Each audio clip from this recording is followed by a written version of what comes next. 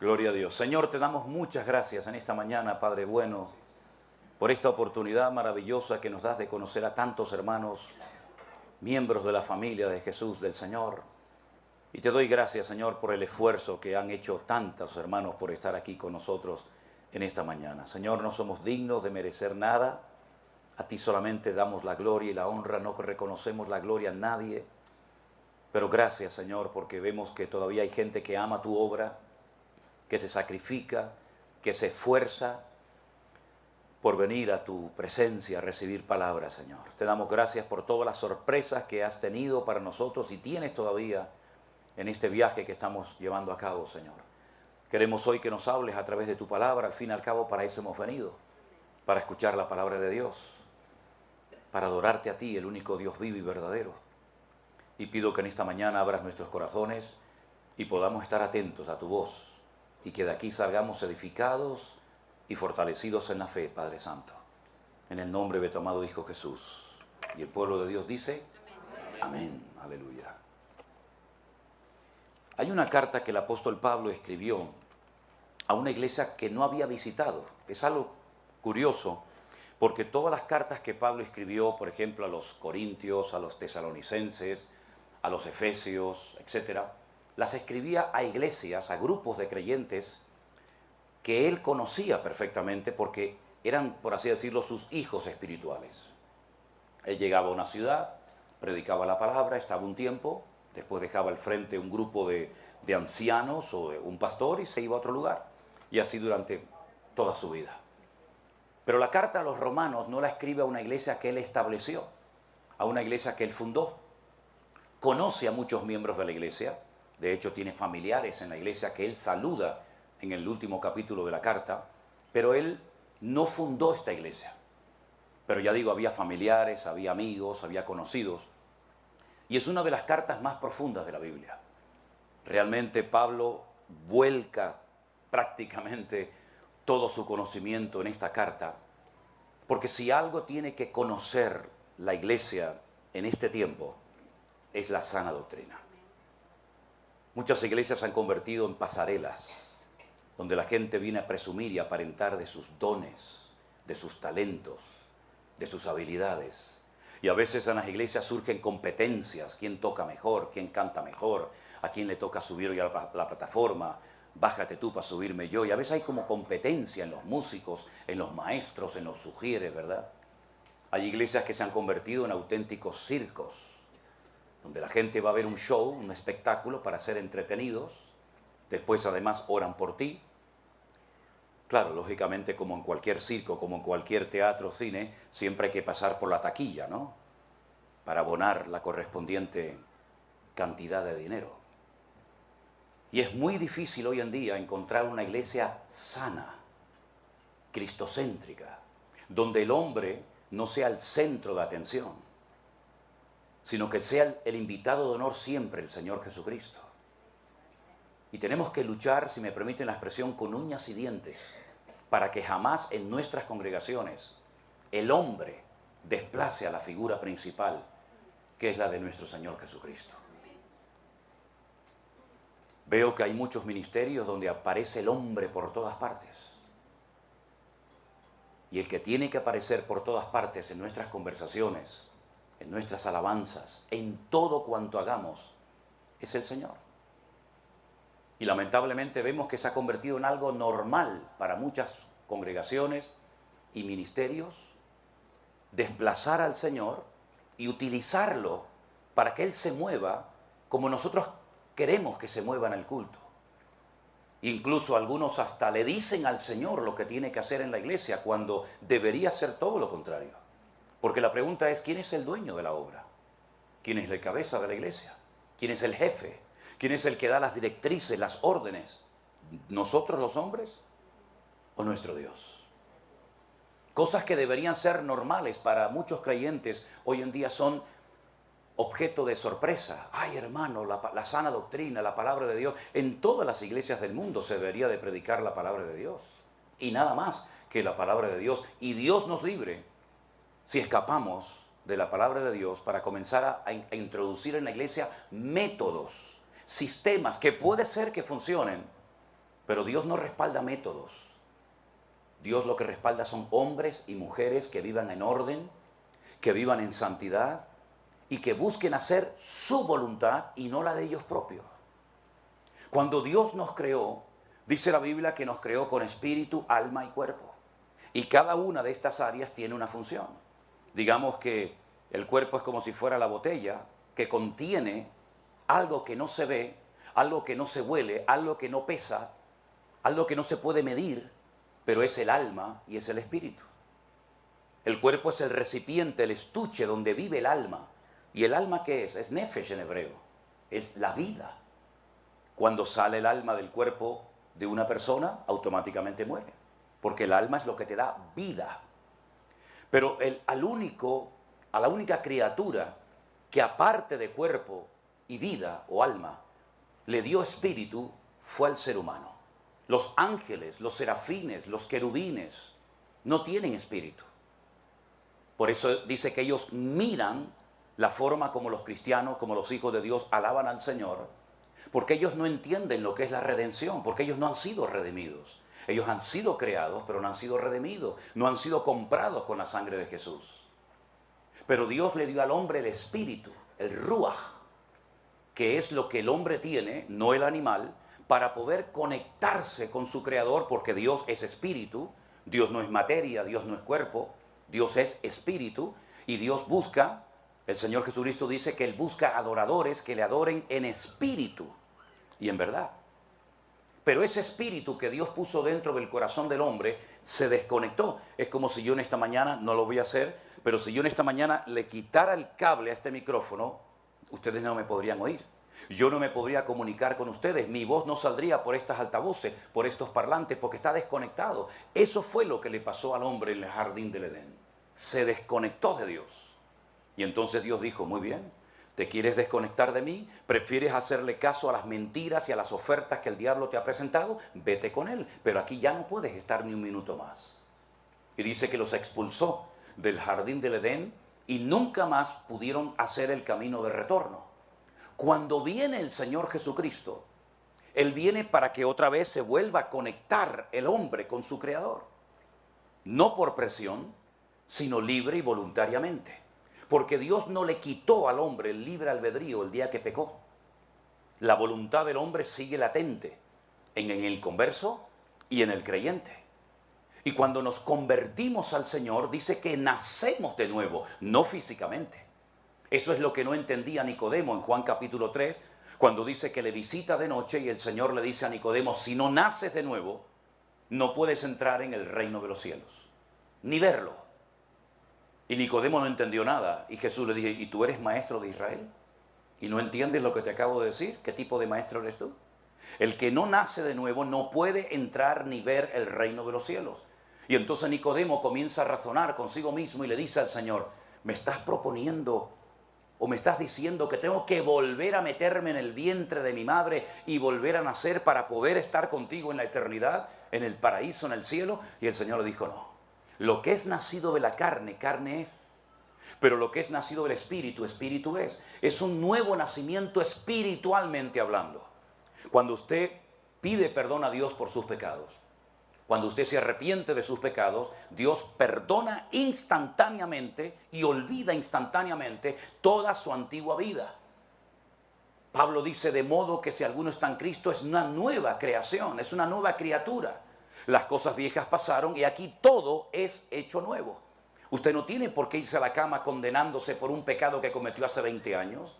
Usted no tiene por qué vivir bajo condenación, porque el Señor le perdonó todos, no unos cuantos. Absolutamente todos sus pecados fueron perdonados por la sangre de Jesucristo y dice que los arrojó a lo profundo de la mar y nunca más se acordará de ellos. Y ahora usted comienza a hablar diferente, pensar diferente, comportarse de una forma distinta, porque ahora el Espíritu de Dios, que también se llama Ruach, pero se le añade la palabra Hakodes, el Espíritu Santo, entra dentro de su corazón y usted puede volver a tener comunión con Dios.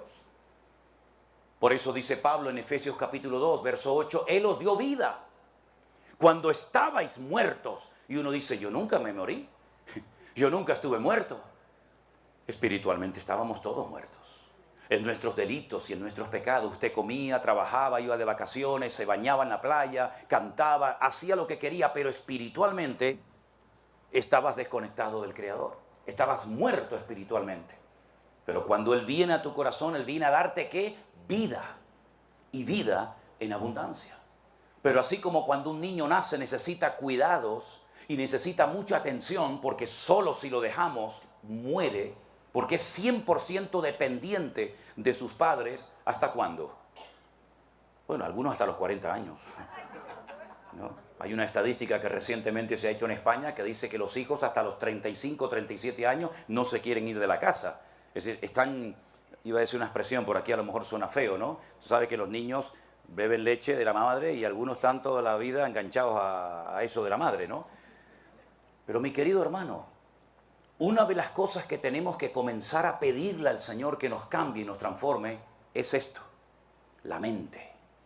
Mire lo que dice Romanos capítulo 12. Seguro que muchos de ustedes lo saben de memoria.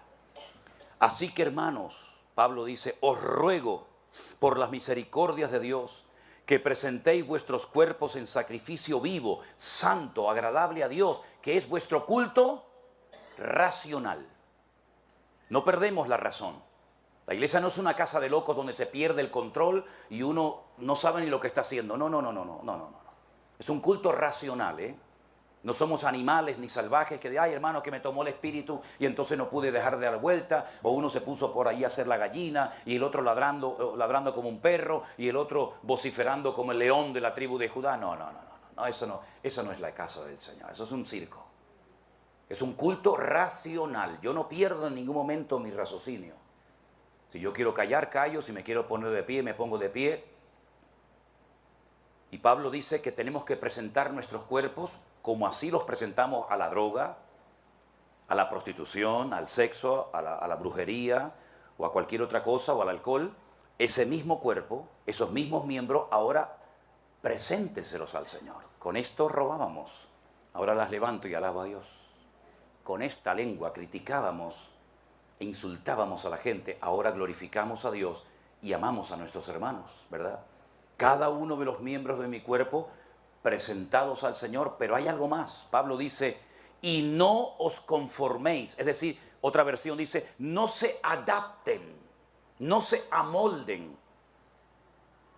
a este siglo, a esta sociedad, a este sistema, sino transformaos por medio de la renovación de vuestro entendimiento, es decir, cambiar la mente. Tengo que pensar diferente, tengo que actuar diferente. ¿Y cómo lo hago? Por medio de la renovación de mi entendimiento para que pueda comprobar cuál es la buena voluntad de Dios, agradable y perfecta. Hay creyentes que han nacido de nuevo, pero se siguen comportando igual, siguen pensando igual. Y por eso están toda la vida diciendo, Señor, es que no sé qué hacer, no sé cuáles son mis dones, no sé cuál es mi rol en la iglesia. ¿Por qué? Porque no han renovado su mente. Y es nuestra responsabilidad personal de cada uno de nosotros pedirle al Señor que nos transforme la mente. La mente es la sala de máquinas, de aquí sale todo. No son los pies los que ordenan al cuerpo lo que tiene que hacer, es la mente, es la cabeza, la que manda las órdenes a los ojos, a los pulmones, al corazón, al hígado, a los riñones, a los pies, a todas partes de nuestro cuerpo. La mente es la que manda las órdenes. ¿Y cuántas veces no hemos renovado nuestra mente? Y por eso cuando nos insultan, actuamos igual que como lo hacíamos antes, porque no tenemos la mente renovada, porque no pensamos como Cristo pensaba, no reaccionamos como Cristo reaccionaba, no hablamos como Cristo hablaba, y entonces nos metemos en líos, nos metemos en problemas, tomamos decisiones equivocadas y luego nos enfadamos con Dios. Hice un negocio y perdí el dinero y me salió mal, claro, porque sigues pensando y tú sigues siendo el capitán del barco. Y tú sigues dirigiendo tu vida como te da la gana. Y en vez de consultarle al Señor, le informas. Mañana me voy a comprar un carro nuevo. La próxima semana voy a pedir un crédito para comprarme una nueva casa. Y estoy pensando en hacer un negocio y con lo que gane aquí lo invierto en mi país y me compro una casita allá para que cuando yo me jubile. Y seguimos nosotros planificando y organizando nuestra vida. Y encima, repito, luego algunos se enfadan cuando el negocio no te salió como tú pensabas. Transformaos por medio de la renovación de vuestro entendimiento.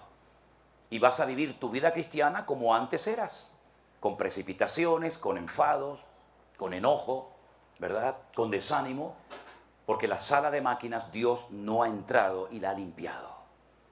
Dicen que había en Grecia, en la Grecia antigua, un hombre que enseñaba a la gente a hablar en público.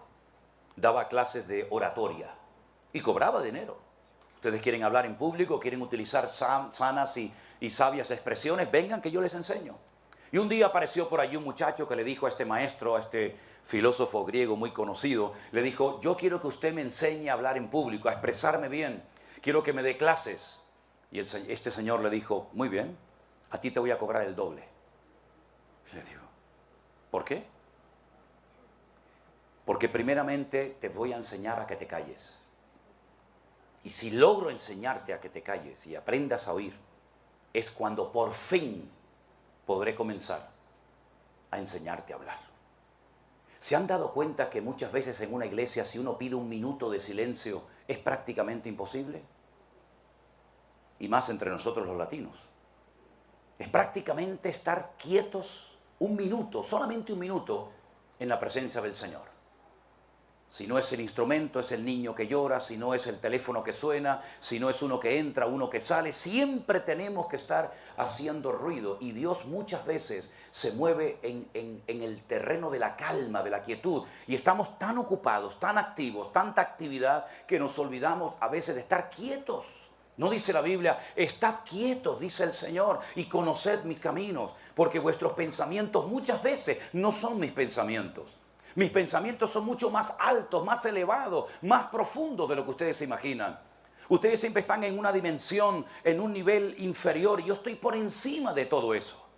Y os voy a poner en esta mañana varios ejemplos, porque a mí me gusta compartir la palabra con ejemplos para que ustedes aprendan y capten la enseñanza fundamental que quiero transmitir en esta mañana, que es la renovación, la transformación de nuestra mente. Hay una ciudad que actualmente en Israel se conoce como Banias. En los tiempos del Señor Jesucristo se conocía como Cesarea de Filipo. Está bien al norte, casi ya en frontera con Siria. En ese lugar dice la Biblia que el Señor Jesucristo se llevó a sus discípulos, ¿verdad? Y allí Él les dijo, ¿qué opina, qué cree, qué habla la gente acerca de mí? Y unos discípulos dijeron, Señor, algunos piensan que tú eres Juan el Bautista que ha resucitado de los muertos. ¿Ah, sí? ¿Eso dicen de mí por ahí? ¿Y qué más? Bueno, algunos piensan que tú eres Elías, el profeta Elías, aquel que fue llevado en vida en un carro de fuego y ahora has venido. ¿Alguna gente piensa que yo soy Elías? ¿Y qué más? Otros piensan que tú eres Jeremías, porque Jeremías era el único profeta que sabía dónde se había ocultado el arca de la alianza. Y los judíos creían y creen que Jeremías iba a revelarle a ellos dónde estaba escondida el arca de la alianza para colocarla en el templo. Y así fue escuchando diferentes opiniones. Al final el Señor preguntó y dijo, ¿y yo para ustedes quién soy? Porque eso es lo que la gente de la calle opina de mí. Pero entre ustedes, ¿qué hablan? ¿Qué comentan cuando yo doy la espalda y me voy a orar? ¿O me voy a la montaña? ¿O estoy dormido? ¿Qué hablan de mí entre ustedes? Todo el mundo guardó silencio. Nadie se atrevía a opinar ni a decir nada, pero uno sí, ¿se acuerdan? Pedro se levantó y dijo, Señor, tú para mí eres el Cristo. El Cristo es la palabra Mashiach, tú eres el Mesías, el Hijo del Dios viviente. Y entonces el Señor se le queda mirando y delante de todos los discípulos dice, bienaventurado eres Simón, Pedro. Porque esto que acabas de decir no te lo enseñaron en la escuela, ni en la sinagoga, ni ningún rabino, sino fue una revelación que mi Padre te dio ahora mismo. Bienaventurado eres, Simón Pedro. Y me imagino que se le habrá llenado el corazón, sacó las plumas del pavo real diciendo, ¿se dan cuenta lo que me acaba de decir de mí el Señor? Aguántate, Juanito, aguántate, Tomás, yo soy bienaventurado. ¿Ya sabes quién soy? Sí, Señor. Tú eres el Mesías, ¿ok? Soy el Mesías. Sí. Muy bien, vámonos a Jerusalén. Se fueron caminando por el camino y se paran y dice el Señor, chicos, os tengo que decir algo. Vamos a subir a Jerusalén, los gentiles, los romanos, las autoridades religiosas de la época me van a echar mano, me van a prender, me van a llevar a la cruz, voy a morir. Y entonces Pedro interrumpe al Señor y dice, no, espera un momento, espera. ¿Cómo? que nosotros hemos dejado nuestras barcas, nuestras esposas, nuestros hijos, nuestros puestos de trabajo para seguirte a ti. Te acabo de decir hace unas horas allí en Cesarea de Filipo que tú eres el Mesías y que ahora te van a matar. Pero ¿cómo te van a matar? De ninguna manera te acontezca esto. Y el Señor se le queda mirando y dice, apártate de mí, Satanás, porque no pones la mira en las cosas de Dios, sino en las cosas de la tierra. Qué vergüenza, qué ridículo, ¿eh? Pasó de la cúspide a lo más bajo. Ayer era bienaventurado, hoy me llama públicamente delante de todo el mundo Satanás. ¿Qué fue lo que pasó? Le dio rienda suelta a sus emociones. Le dio rienda suelta a su temor, a su nerviosismo de perder al Mesías, ahora que lo hemos encontrado, ahora que por fin ha venido, después de tantos cientos de años leyendo las Escrituras, por fin lo tenemos y ahora te van a matar. De eso nada. No le permitió al Señor renovar su mente. Cuando viene un problema a tu vida económico, familiar, físico o de la índole que sea, es un momento para demostrarte a ti mismo tu nivel de madurez, tu nivel de fe. No cuesta nada cantar en la iglesia. Además, si hay buena música, con buenos instrumentos, buenos músicos, no cuesta nada. Hasta la gente entra de la calle y se anima a cantar nuestros coros, nuestros himnos, nuestras alabanzas, porque son bonitos, son pegadizos, son alegres. Pero eso no cuesta nada. Salen por la puerta de la iglesia y salen igual o peor que entraron. No cuesta nada decir amén, aleluya, gloria al Señor, una foto con el pastor, fírmeme el libro, pastor. Eso no cuesta nada. Lo que cuesta es demostrar cuando llega el momento de la realidad si verdaderamente usted ha entendido el Evangelio o no lo ha entendido. Y creo, Pedro, que tú te emocionaste en Cesarea de Filipo. Creo que te precipitaste y no fuiste consciente del peso, de la profundidad de las palabras, de la declaración que acabas de hacer. Y ahora ha salido el verdadero Pedro. Y es que dice la Biblia que de la abundancia del corazón habla la boca. Allí te emocionaste, allí te sentiste importante, pero ahora aquí lo que has demostrado es que no has madurado ni has entendido nada. Y queridos hermanos, no es el único caso en la Biblia de creyentes que llevaban años en los caminos del Señor y no habían aprendido, no habían crecido, no habían madurado, no se habían desarrollado como creyentes. Miren, por ejemplo, la carta de Pablo a los Corintios, que les dice, niños carnales, que no les puedo dar carne, cosas profundas, sino todavía tengo que andar con ese cuidadito de que no se ofenda la hermana, el hermano, la familia, aquella. Les tengo que dar lechita como los niños pequeños. ¿Y en qué se basa el apóstol Pablo para llamarlos niños? ¿En qué se basa el apóstol Pablo para llamarlos carnales, inmaduros? Bueno, ahora presenta los argumentos y dice, ¿que no sois carnales? ¿Que no sois niños? Pero si entre ustedes hay celos y envidias y grupitos. ¿Quién predica el domingo, hermano? El hermano Apolos. Ay, ese me encanta, ese es buenísimo. Allá vamos todos. Y la próxima semana me parece que va a predicar Pablo. Ay, no, a mí ese es muy duro. Ese hombre no tiene amor. Al culto no vamos. ¿Y cuándo viene Cefas a predicar? Pues hasta dentro de 15 días no viene. Ah, entonces yo me quedo en mi casa y no voy ni a escuchar a uno ni a otro, porque a mí el que me gusta es Cefas. Y Pablo se irrita, Pablo se enoja y dice, pero ¿qué estáis haciendo, hermanos? ¿Pero quién soy yo? ¿Qué es Apolos? Yo planté la obra, yo fui el perito arquitecto, yo vine, les enseñé la palabra, luego me tuve que marchar después de un año, Apolos vino, él regó la semilla, pero ¿qué es él? ¿Qué soy yo? No somos más que siervos de Dios, servidores del Señor, pero el que da el crecimiento y la madurez a la obra es el Señor, no es el hombre. Y esa es la forma como ellos demostraban que eran niños.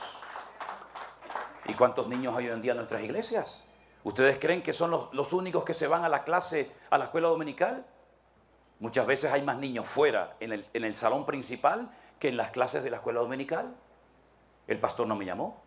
¿Será posible con lo que yo he dado a la iglesia? Con lo que yo he apoyado a esta iglesia, compré la moqueta, compré el púlpito, pagué el otro día el aire acondicionado, compré el proyector. Y ahora, fíjate tú, pasó por delante de mí y no me saludó.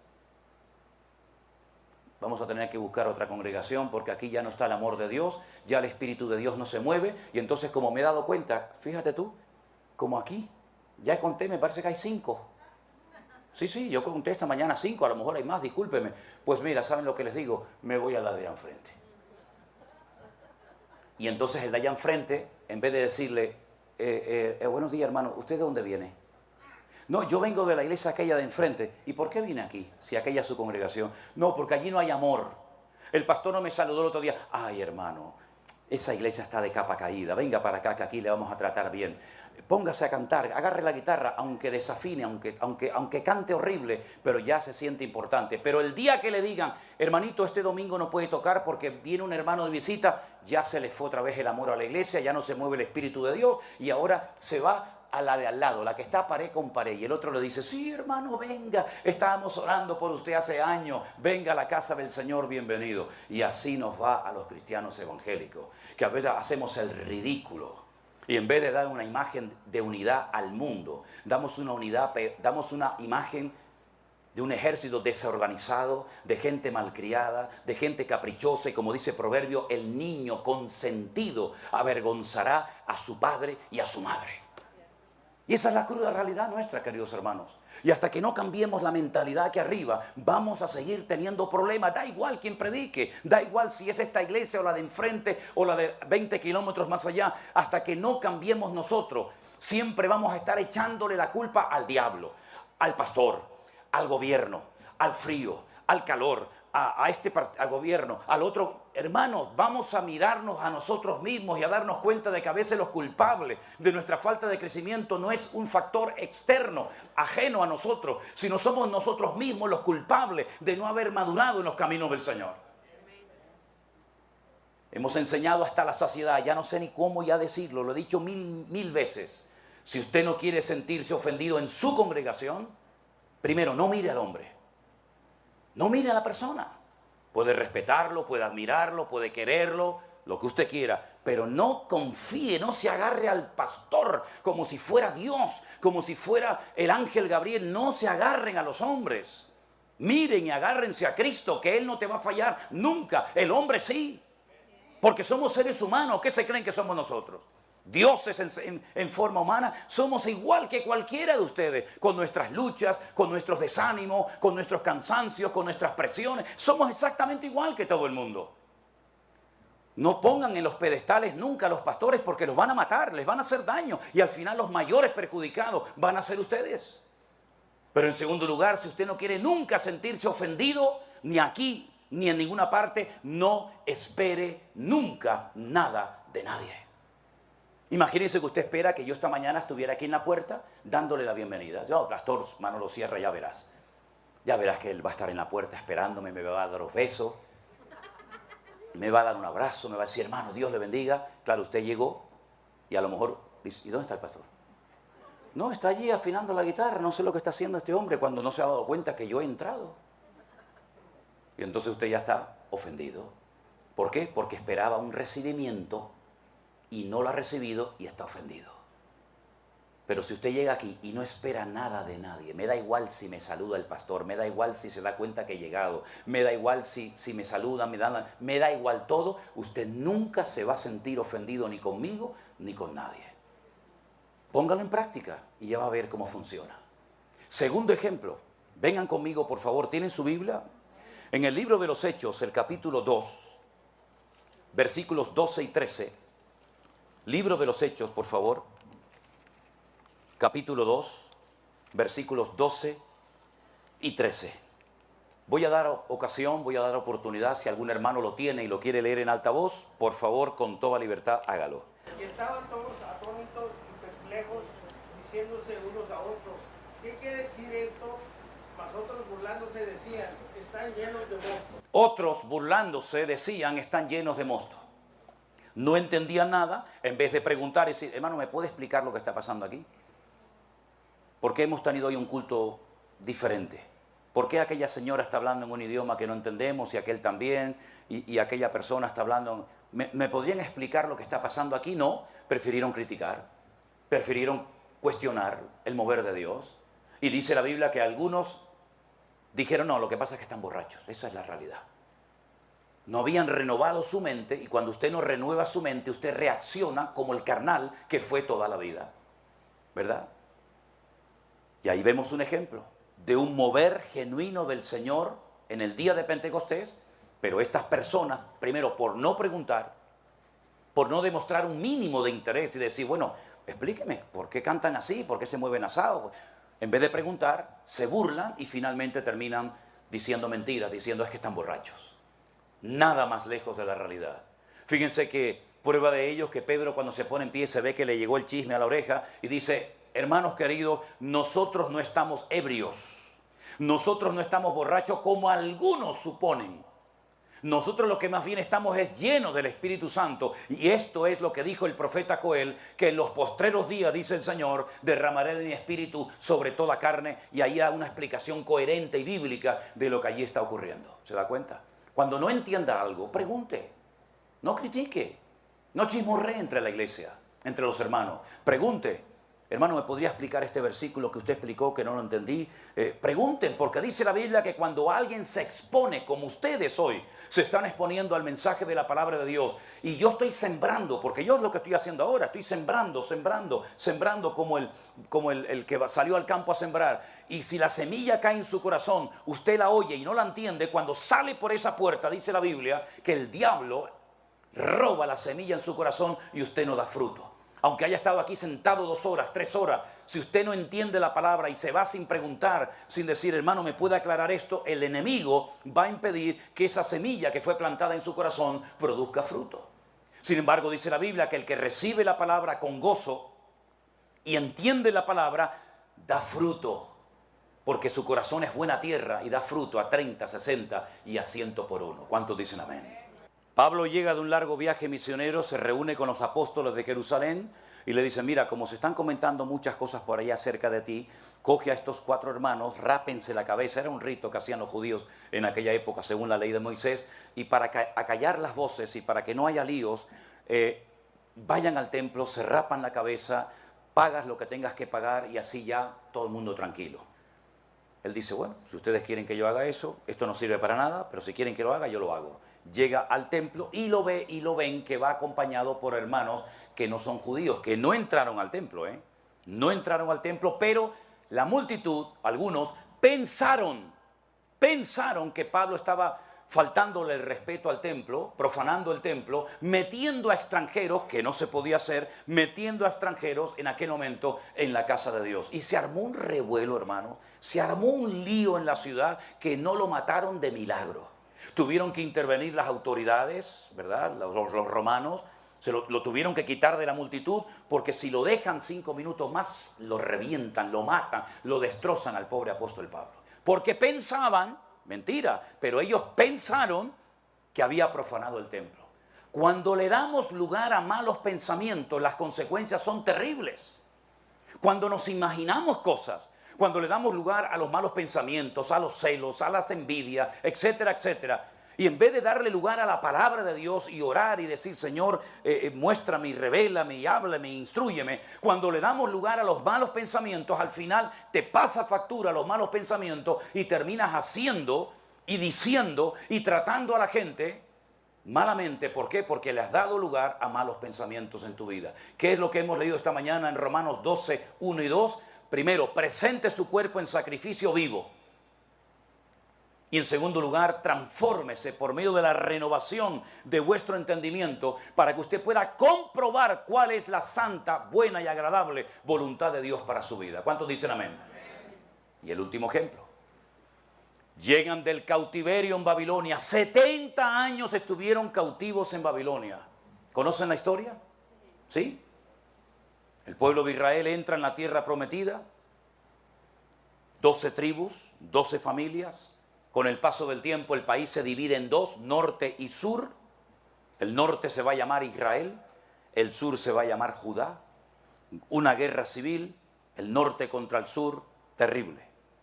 Los asirios atacan las tribus del norte, se las llevan fuera de Israel y nunca más volvieron hasta el día de hoy. Están esparcidos por todo el mundo.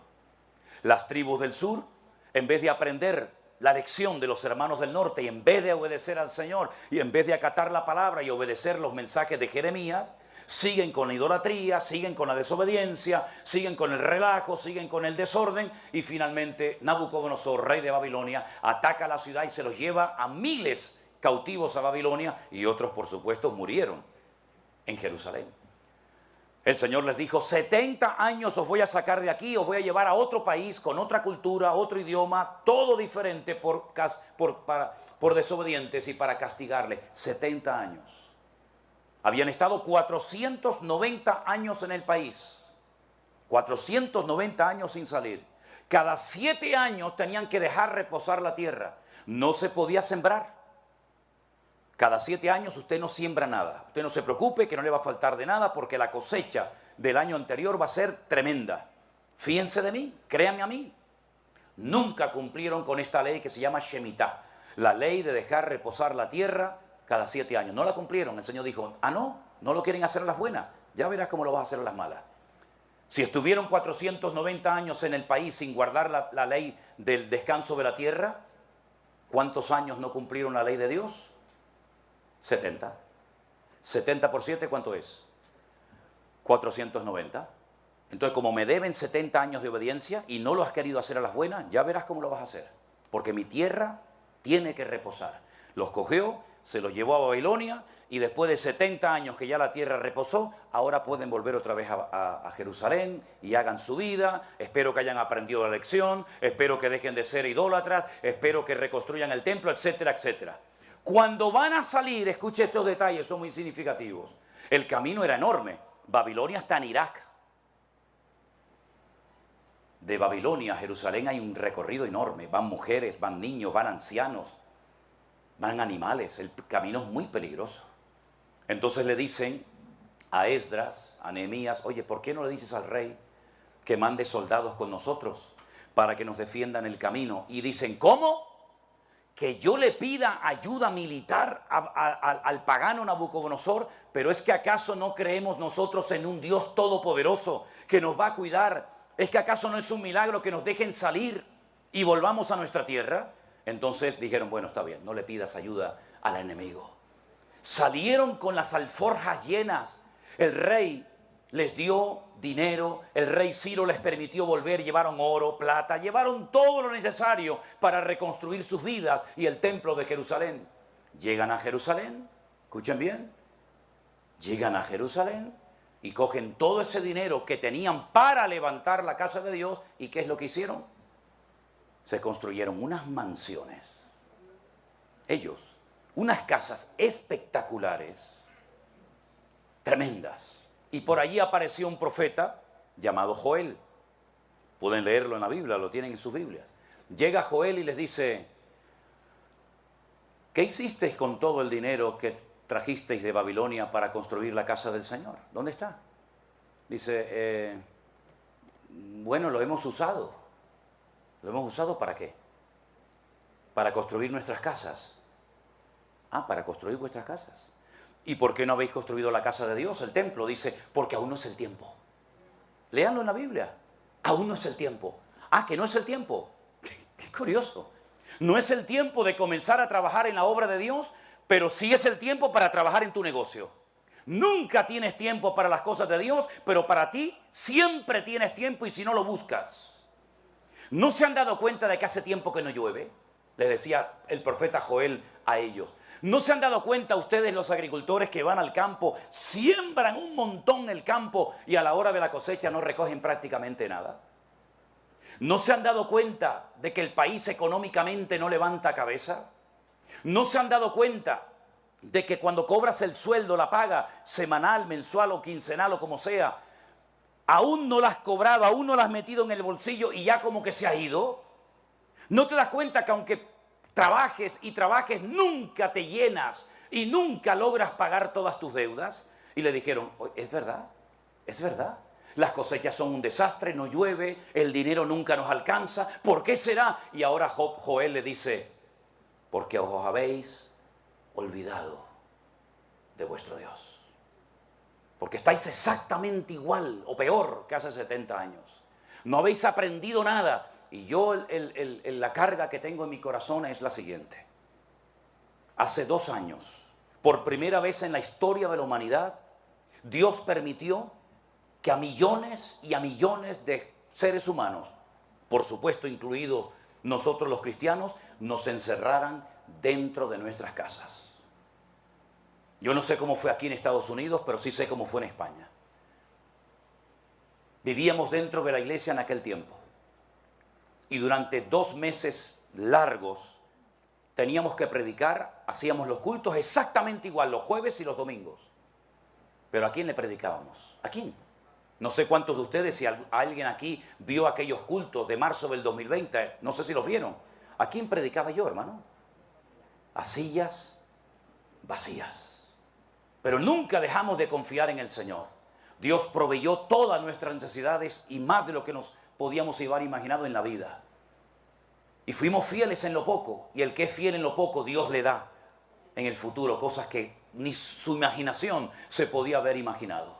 Pero esta gente tiene dinero, tenían recursos, fundieron, gastaron todo el dinero en sus casas, en su vida privada y particular, y se olvidaron de que los recursos que Dios puso en sus manos no eran para ellos, sino eran administradores para poder construir el templo. Y entonces Joel les dice, si quieren que vuelva a llover, si quieren que este país sea un vergel y no un desierto como es, si quieren estar satisfechos, irse a la cama tranquilos, sin tenerle miedo a nada ni a nadie, déjense de cuentos, váyanse al monte, comiencen a cortar madera y pónganse a edificar la casa del Señor. Busquen, en otras palabras, al Señor, pónganlo en primer lugar en su vida y van a ver cómo el país cambia y cómo la economía cambia y cómo vuestros hijos son hijos sanos y los animales no se mueren en el campo. Así que adelante, depende de ustedes. ¿Qué estamos hablando esta mañana? Cambiar la forma de pensar. Es que no es el tiempo. Y ese pensamiento equivocado, esa mentira, los atrapó de tal manera que ellos estaban sinceramente equivocados, creyendo que no era el tiempo de construir la casa del Señor. Un altísimo porcentaje de creyentes hoy en día, ¿qué es lo que está pensando todo el día? ¿Cómo pago las facturas? ¿Cómo pago la renta? ¿Cómo pago esto? ¿Cómo pago lo otro? Y muchos no han aprendido nada. El Señor nos metió 2 meses en la casa para que aquellos que decían, no tengo tiempo para orar, no tienes tiempo para orar, ya vas a ver cómo te va a sobrar el tiempo. Ya vas a ver cómo vas a tener tiempo. Pastor, yo no he leído nunca la Biblia entera porque la verdad es que yo llego tan cansado del trabajo que abro la Biblia y me quedo dormido y ahí me quedo. Y no tengo tiempo. No tienes tiempo, vas a ver cómo vas a tener tiempo, querido. Te vas a aburrir de tiempo. Te voy a meter 2 meses en tu casa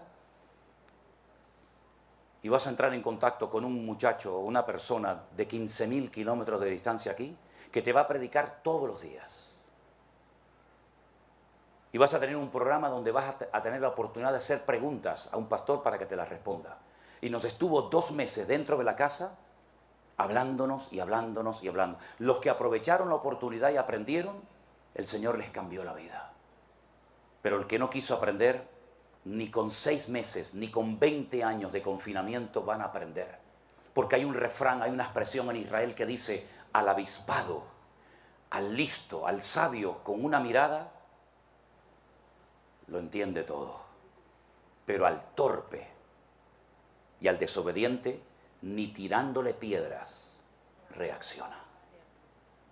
Y Dios ha tenido una paciencia y una misericordia con nosotros.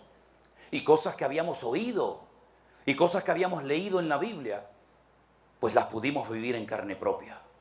Cuando de rodillas al lado de mi cama le dije al Señor, Señor, tengo que cerrar la iglesia por primera vez en 40 años que llevo de pastor sirviéndote. Nunca he cerrado una iglesia y ahora me obliga la autoridad a cerrarla. Nosotros no tenemos propiedades, ni a nivel personal, ni a nivel de iglesia. No tenemos ninguna propiedad de edificios, de templos, no, todo es alquilado, todo. Tenemos un Goodwill, no lo llaman aquí así, una tiendita de segunda mano, donde la gente viene, compra alguna ropita, algún zapatito, si no tiene se le regala igualmente. Y con eso, mensualmente, logramos casi pagar los 1.500 euros que tenemos que pagar del alquiler todos los meses. Lo tuve que cerrar también. Y le dije, Señor, sin el Goodwill, sin el rastro, sin la iglesia, nadie va a venir.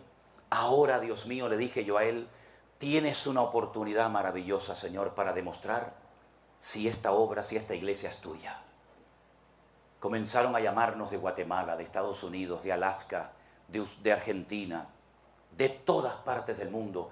Y la gente nos mandaba $20, $30, $60, $80, $600, $40. Y todos los días teníamos que ir al Western Union o al MoneyGram Gente nos mandaba dinero que no sabíamos ni de dónde eran y pudimos pagar durante los meses de confinamiento el alquiler, pudimos comer, pudimos pagar la luz, pudimos pagar el agua y el Señor nos demostró que no necesita ni tu diezmo, ni tu ofrenda, ni primicias, ni historias raras, sino que Él es el Dios de la plata y del oro y que Él es galardonador de los que le buscan.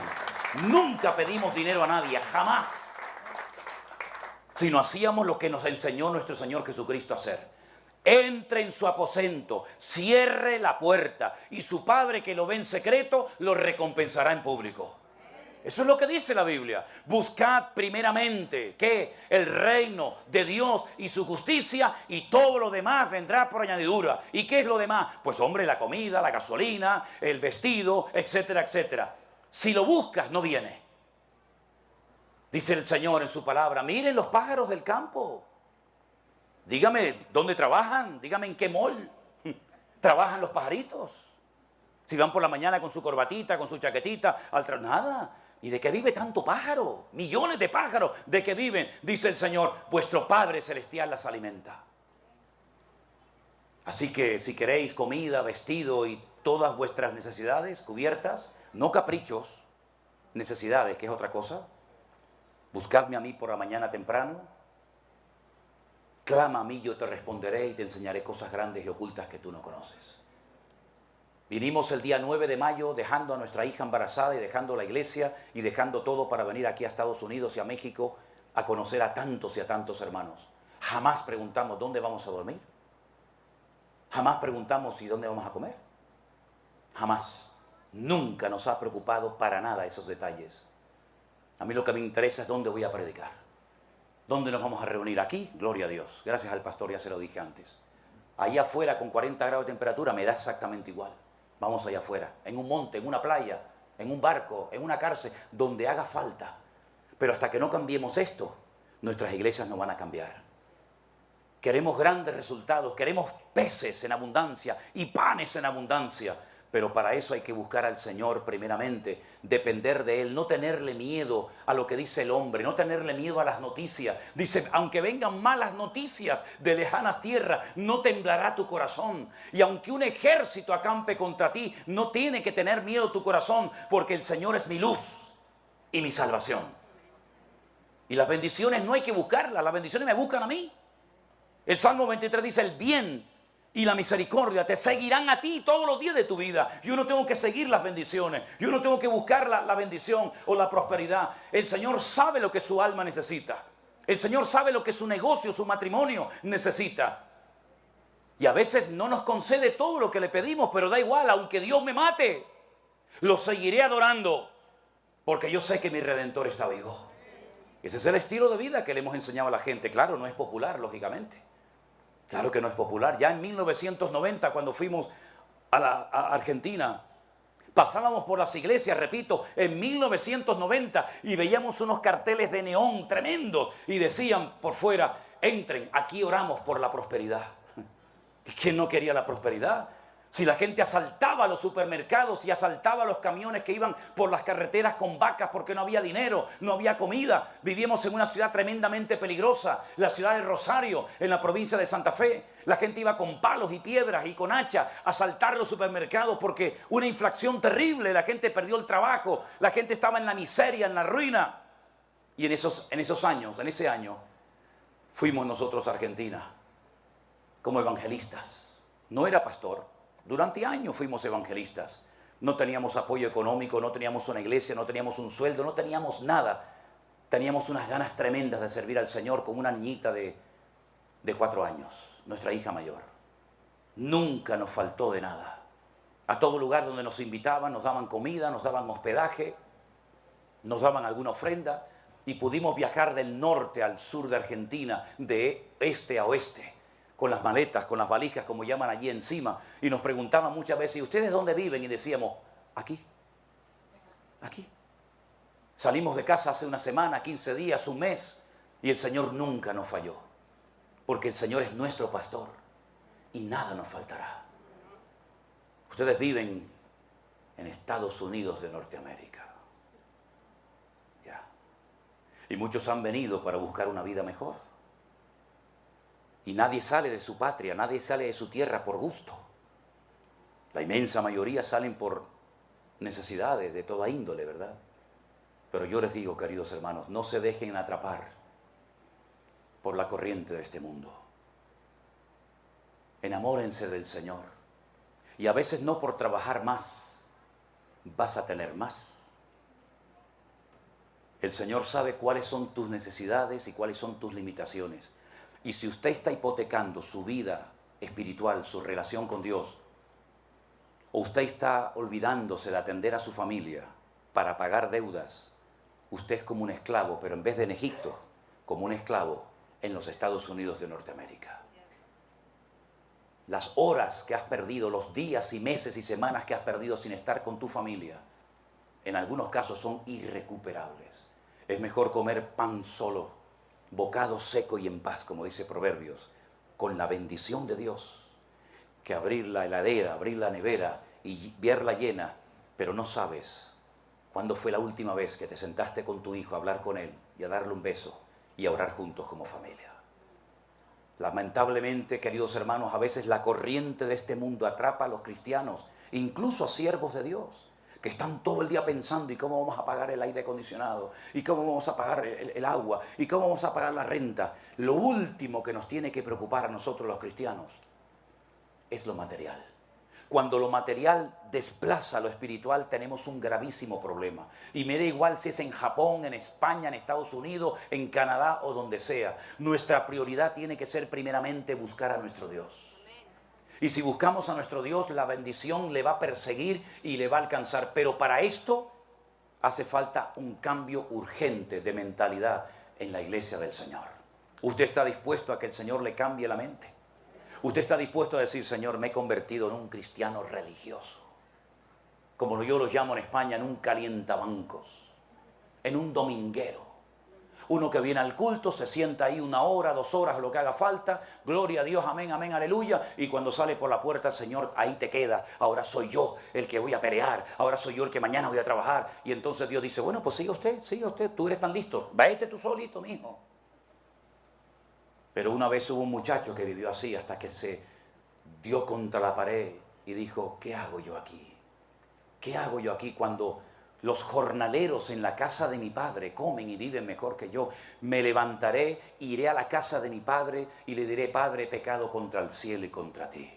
Es hora de que los cristianos, los hijos e hijas de Dios, se levanten en genuino arrepentimiento al Señor nuestro Dios y le digamos, Señor, perdónanos, porque somos religiosos.